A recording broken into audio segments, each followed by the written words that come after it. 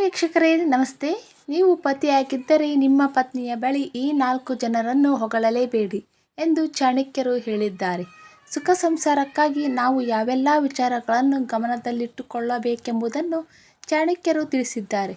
ಚಾಣಕ್ಯರು ತಮ್ಮ ನೀತಿಯಲ್ಲಿ ಪತಿಯಾದವನು 4 ಜನರನ್ನು ಪತ್ನಿಯ ಮುಂದೆ ಹೊಗಳಲೇಬಾರದು ಎಂದು ಉಲ್ಲೇಖಿಸಿದ್ದಾರೆ.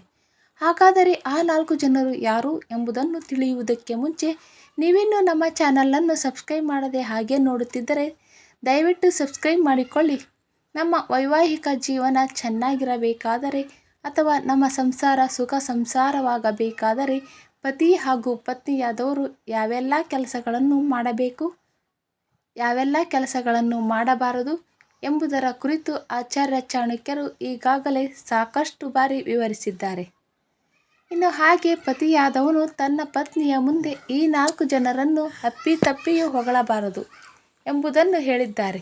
ಪತಿಯು ತನ್ನ ಪತ್ನಿಯ ಮುಂದೆ ಈ 4 ಜನರನ್ನು ಹೊಗಳಿದರೆ ಅವರ ಸಂಸಾರದಲ್ಲಿ ಬಿರುಗಾಳಿ ಎಬ್ಬಿಸುತ್ತದೆ ಎಂದು ಹೇಳಿದ್ದಾರೆ.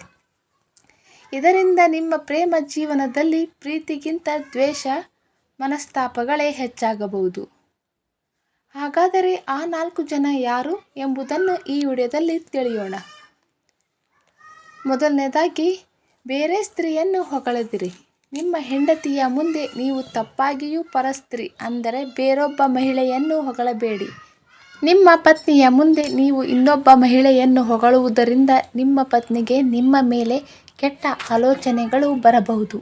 ಇದು ನಿಮ್ಮ ಸಂಸಾರದಲ್ಲಿ ಬಿರುಗಾಳಿಯನ್ನೇ ಎಬ್ಬಿಸುತ್ತದೆ.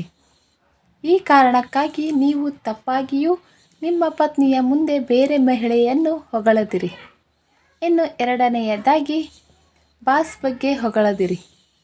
ನಿಮ್ಮ ಹೆಂಡತಿಯ ಮುಂದೆ ನೀವು ಕೆಲಸ ಮಾಡುವಂತಹ ಬಾಸ್ ಬಗ್ಗೆ ಅತಿಯಾಗಿ ಹೊಗಳಲು ಹೋಗದಿರಿ. ನೀವು ನಿಮ್ಮ ಹೆಂಡತಿಯೊಂದಿಗೆ ಸಮಯವನ್ನು ಕಳೆಯುತ್ತಿರುವಾಗ ಹೊರಗಿನ ವಿಚಾರಗಳನ್ನು ಕುರಿತು ಚರ್ಚೆಯನ್ನು ಮಾಡಬಾರದು. ನೀವು ಅವರೊಂದಿಗೆ ಇದ್ದಾಗ ಹೊರಗಿನ ವಿಚಾರಗಳ ಬಗ್ಗೆ ಕುರಿತು ಚರ್ಚಿಸಿದಾಗ ಅವರು ಮಾನಸಿಕವಾಗಿ ತೊಂದರೆಗೆ ಒಳಗಾಗಬಹುದು. ನೀವು ಆದಷ್ಟು ಅವರೊಂದಿಗೆ ನಿಮ್ಮ ಭವಿಷ್ಯದ ಬಗ್ಗೆ ಮಾತನಾಡಲು ಪ್ರಯತ್ನಿಸಿ.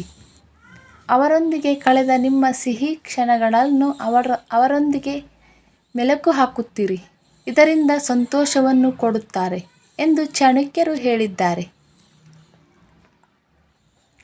ಇನ್ನು ಮೂರನೆಯದಾಗಿ, ಪತ್ನಿಗೆ ಇಷ್ಟವಿಲ್ಲದ ವ್ಯಕ್ತಿಗಳನ್ನು ನೀವು ಹೊಗಳದಿರಿ.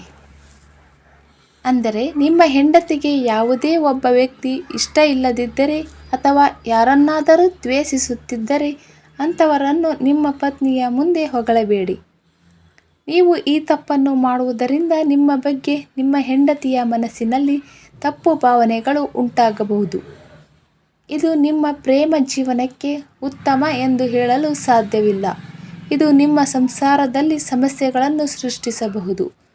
ನಿಮ್ಮ ಪತ್ನಿ ನಿಮ್ಮ ಮೇಲೆ ಕೋಪಿಸಿಕೊಳ್ಳಬಹುದು. ನೀವು ಅವರ ಕಣ್ಣಿನಲ್ಲಿ ತಪ್ಪಿತಸ್ಥನಾಗಬಹುದು. ಇನ್ನು ಕೊನೆಯದಾಗಿ, ನಾಲ್ಕನೆಯದಾಗಿ, ಪ್ರತಿಸ್ಪರ್ಧಿಯ ಬಗ್ಗೆ ಹೊಗಳದಿರಿ. ನಿಮ್ಮ ಹೆಂಡತಿಗೆ ಯಾವುದೇ ಮಹಿಳೆ ಅಥವಾ ಪುರುಷ ಪ್ರತಿಸ್ಪರ್ಧಿಯಾಗಿದ್ದರೆ ಅಂಥವರನ್ನು ಕೂಡ ನೀವು ನಿಮ್ಮ ಹೆಂಡತಿಯ ಮುಂದೆ ಹೊಗಳಬಾರದು. ನಿಮ್ಮ ಪತ್ನಿಯ ಪ್ರತಿಸ್ಪರ್ಧಿಯನ್ನು ನೀವು ಅವರ ಮುಂದೆ ಹೊಗಳುವುದರಿಂದ ನಿಮ್ಮ ಪತ್ನಿ ನಿಮ್ಮ ವಿರುದ್ಧವೇ ತಿರುಗಿ ಬೀಳಬಹುದು ಮತ್ತು ಇದು ನಿಮ್ಮ ಜೀವನದ ಗಂಭೀರ ವಿಷಯವಾಗಿ ಕಾಣಿಸಿಕೊಳ್ಳಬಹುದು ಎಂದು ಚಾಣಕ್ಯರು ಹೇಳಿದ್ದಾರೆ. ಇಂತಹ ವಿಚಾರಗಳು ನಿಮ್ಮ ಪತಿ ಪತ್ನಿಯ ಸಂಬಂಧದಲ್ಲಿ ಬಿರುಕು ಉಂಟಾಗಬಹುದು. ನಿಮ್ಮ ಪತ್ನಿಯ ಮುಂದೆ ಪ್ರತಿಸ್ಪರ್ಧಿಯ ಬಗ್ಗೆ ಮಾತನಾಡದೇ ಇರುವುದೇ ಉತ್ತಮ. ಆಚಾರ್ಯ ಚಾಣಕ್ಯರು ನನಗೆ ಈ 4 ವಿಚಾರಗಳ ಕುರಿತು ಎಚ್ಚರಿಕೆಯಿಂದ ಇರುವಂತೆ ಹೇಳಿದ್ದಾರೆ.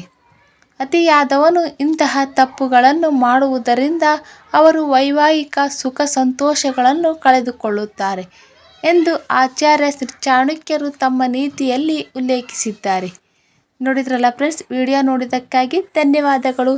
ಇಂಥದ್ದೇ ಇನ್ನಷ್ಟು ವಿಡಿಯೋಗಳೊಂದಿಗೆ ಮತ್ತೆ ಸಿಗೋಣ. Thank you for watching.